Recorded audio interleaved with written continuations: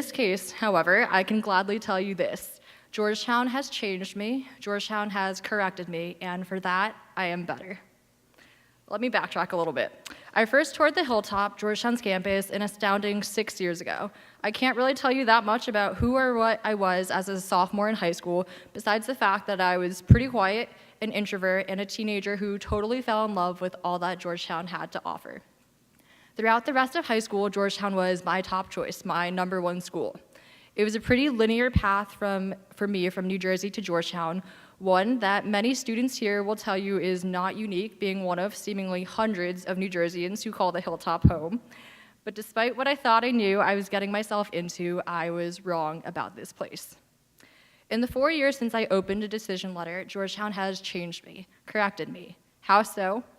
Well, as a senior in high school, I knew that I loved Georgetown.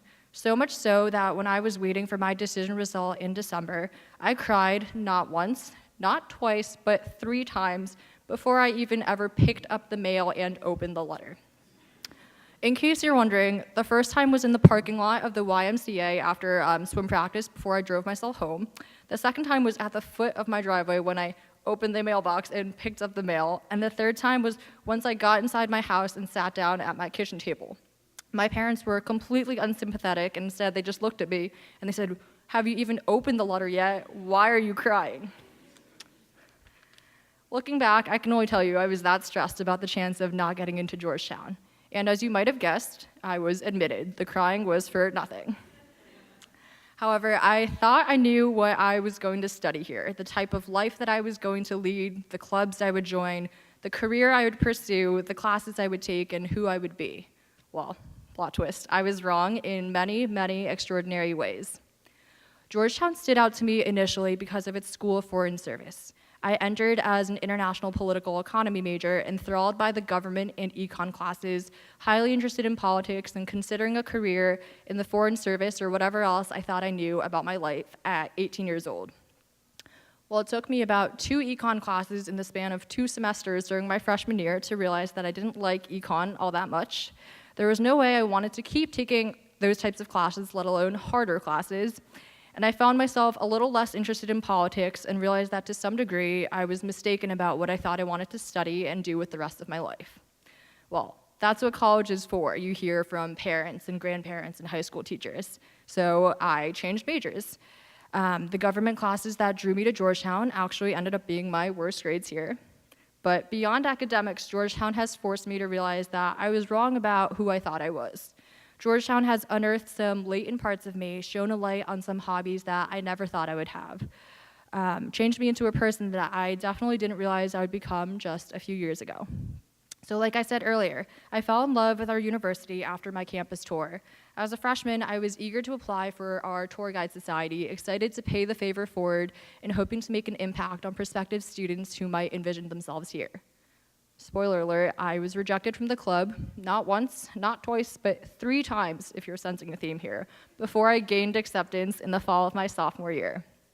Having given more than 100 tours in the last few semesters since, I can not only tell you that the size of my calves has increased exponentially from walking backwards, but I also hope that I've been some sort of help to potential students in saying this on each of my tours. My biggest commitments at Georgetown have been serving as a campus tour guide, in new student orientation, serving to help coordinate new student programming, and as a first-year advisor in the School of Foreign Service, as well as on the board of GAP last year to help plan these very weekends. In short, a lot of my time here has been spent talking to people, talking about Georgetown, and talking to people about Georgetown.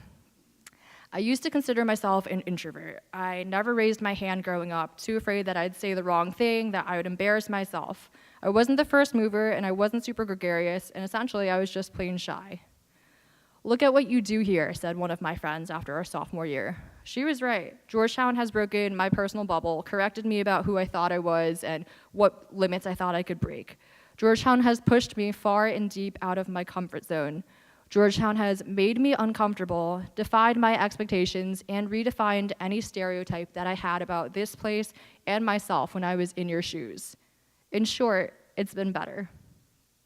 Georgetown has educated me well, but beyond the education that I've got in the classroom, I'd like to think that my friends and classmates have educated me well beyond the borders of a windowless basement classroom. Gender norms, political beliefs, social thought, the big and the little things ranging from beliefs in God or any God at all, to which city in the United States has the best food, and me getting made fun of for not pumping my own gas, as well as learning essentials like how to use a can opener. By the way, I opened my first can last month at the age of 22. My time here has taught me some incredible things about school and life in and out of the classroom with some of the best people I know. So 3 things about this place. Georgetown, by virtue of its incredible location, has challenged me and changed me. Through the sites I've taken in, protest signs that have rallied me, and all that it continues to inspire me. Georgetown, by virtue of its extracurricular opportunities and life around campus, has pushed me, redefined me, and made me who I am today. Georgetown, by virtue of how diverse we are as a student body, if not just geographically, then truly in terms of religion, background, experience, and belief, has confronted me, questioned me, and asked the hard questions. So if you're still listening to me, you think, how does this relate to you? Well, I hate to break it to you, but you too are wrong. Just like I was about Georgetown and what I thought I knew about this place, you are wrong. You're wrong about something here, something that will be shown to you when you can't imagine right now. The opportunities you'll get, the friends you'll make, the speakers you'll hear, the places you'll go, you will be changed, you will be wrong, and what could be more exciting than that? So seize the moment, embrace the change, love the wrong, and do that here. You will change wherever you go, wherever school you attend, and whatever you do. But at Georgetown, I'd like to think that everybody changes. At any college, for example, you might find that you thought you had a pretty well-balanced diet and then end up eating solely salads or entire bags of Tostitos chips.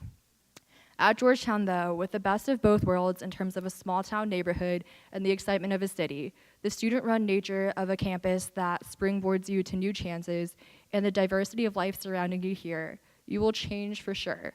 You'll be supported, so do it here together with the future classmates around you, with the support of all Hoyas, and with all that surrounds you in DC. Welcome home, and Hoya Saxa.